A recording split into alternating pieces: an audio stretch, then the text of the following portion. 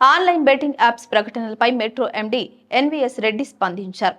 కొన్ని metro రైళ్లపై betting apps కు సంబంధించిన వాణిజ్య ప్రకటనలు ఉన్నాయన్న అంశం తన దృష్టికి వచ్చిందని అన్నారు.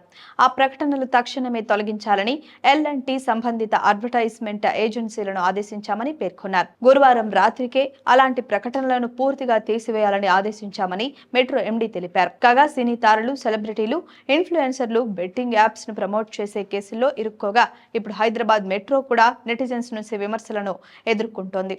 దీనికి కారణం మెట్రో రైళ్లు కూడా బెట్టింగ్ యాప్లను ప్రమోట్ చేయడమే. రైళ్లు బయట, లోపల బెట్టింగ్ యాప్స్ యాడ్స్, స్టిక్కర్లు కనిపిస్తున్నాయి. వాటిని ఫోటోలు, వీడియోలు తీసి నెటిజన్లు సోషల్ మీడియాలో పోస్ట్ చేస్తూ విమర్శిస్తూ ఉన్నారు.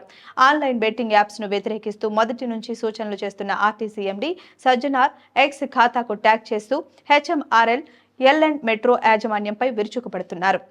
బెట్టింగ్ యాప్స్ ప్రమోట్ చేసిన సినీ తారలు, యూట్యూబర్లపై కేసులు పెట్టారని, మెట్రో రైల్పై కూడా కేసులు పెట్టాల్సిందేనని డిమాండ్ చేశారు.